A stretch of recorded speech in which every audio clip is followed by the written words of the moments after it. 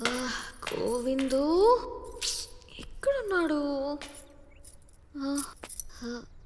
ఫైనల్గా అసలు దేవుడే లేని దేవాలయంలో నిధి దోచుకుందాం, అందరం పంచుకుందాం. Deal done. ఎవరు మీరంతా దొంగలా? అరే టిప్పు సుందరి, ఎప్పుడొచ్చినావు? అరే ఓని భలే ఉందా? మాయ మాటలు చెప్పి నన్ను, మా నాన్నని, మా ఊరి ప్రజల్ని మోసం చేస్తావా? ఇన్ని రోజులు నీలాంటి దొంగ దగ్గర, ఒక మోసగాడి దగ్గర ఉన్నానా? దయచేసి ఆవేశంలో అపార్థం చేసుకోక తిప్పు. అలా కాదు, గోవింద్ చాలా మంచోడు.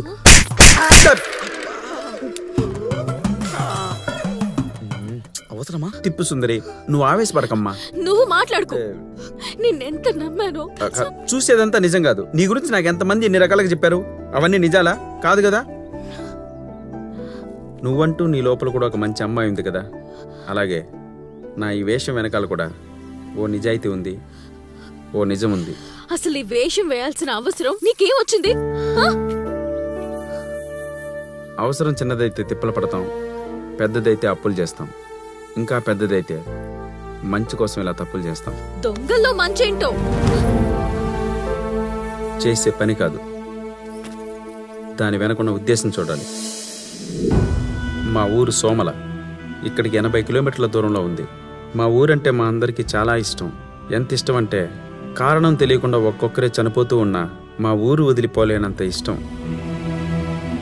నల్గొండలో ఫ్లోరోసిస్ సమస్యలాగా, ఉద్దానంలో కిడ్నీ సమస్యలాగా మా సోమల్లో క్యాన్సర్ సమస్య ఉంది.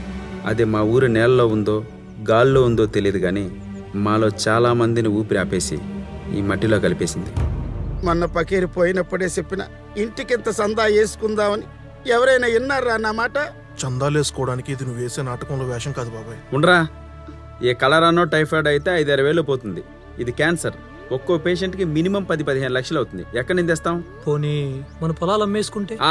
నీ పొలమేమే అమరావతి పక్కన పోలవరం పక్కన లేదురా. అమ్మితే కోట్లు రావడానికి. అడవినైనా ఆశ చూపించి అమ్మేయచ్చేమో. మన పొలం అమ్మితే చిల్లు గవరాదు. ఉన్న పొలం అమ్ముకుంటే రోడ్డును పడతావు. ఇంకా వేరే దారి లేదు. ప్రాణాలు దక్కాలంటే ఊరు వదిలి వెళ్ళిపోవటమే దిక్కు. నీకేం రా కుర్రాడివి, ఎక్కడికైనా వెళ్ళి బ్రతకగలవు. మీ ముసలమ్మనాలను ఏం చేస్తావు? ఇదిగో శంకరయ్య, ఇంకెన్నాళ్ళు తిరుగుతావయ్యా ఎంఆర్ఓ చుట్టూ? దీన్ని బతికించుకోవడానికి ఏదో ఒక సాయం కావాలిగా. ఇంకా ఇది బతికేది 2 ఏళ్లే అని డాక్టర్లు చెప్పారు. ఆ వైద్యం ఏదో చేయిస్తే ఒక్కరోజన్నా ఎక్కువ బతుకుద్దని నా ఆశ.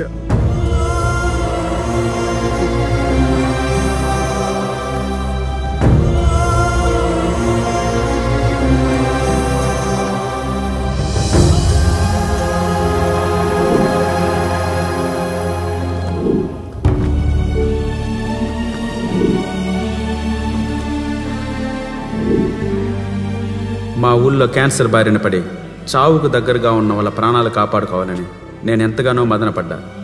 వాళ్ళందరికీ వైద్యం చేయించాలంటే కనీసం 10 కోట్లు ఖర్చు అవుతుంది. ఆ డబ్బు ఎలా తేవాలో, ఎక్కడి నుంచి తీసుకురావాలో నాకు తెలియలేదు. ఒక బాధ్యత అనేది తీసుకుంటే అది ఎంత బరువుగా ఉంటుందో నాకు అప్పుడే అర్థమైంది.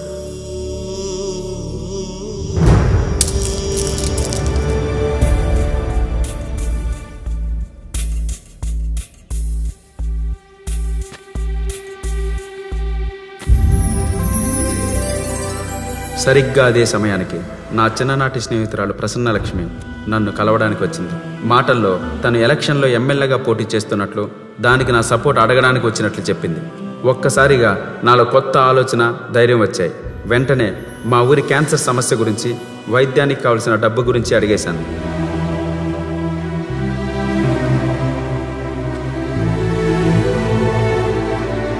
ఇక ముందు క్యాన్సర్ వల్ల మా ఊళ్ళో ఒక్క ప్రాణం కూడా పోకుండా చూసుకుంటానని తను నాకు మాటిచ్చింది.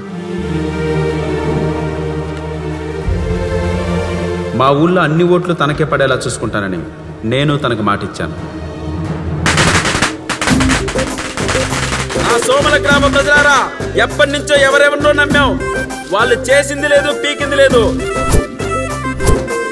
ఒక మంచి మనసున్న మనోరమ్మాయిని నమ్ముదాం. మన సోమల గ్రామాన్ని పట్టి పీడిస్తున్నటువంటి క్యాన్సర్ మహమ్మారిని తరిమి తరిమి తరిమి కొట్టాలంటే నల్లూరి ప్రసన్న లక్ష్మికే మనం ఓటేయాలి. నాగలి గుర్తుకే, నాగలి గుర్తుకే, నాగలి గుర్తుకే.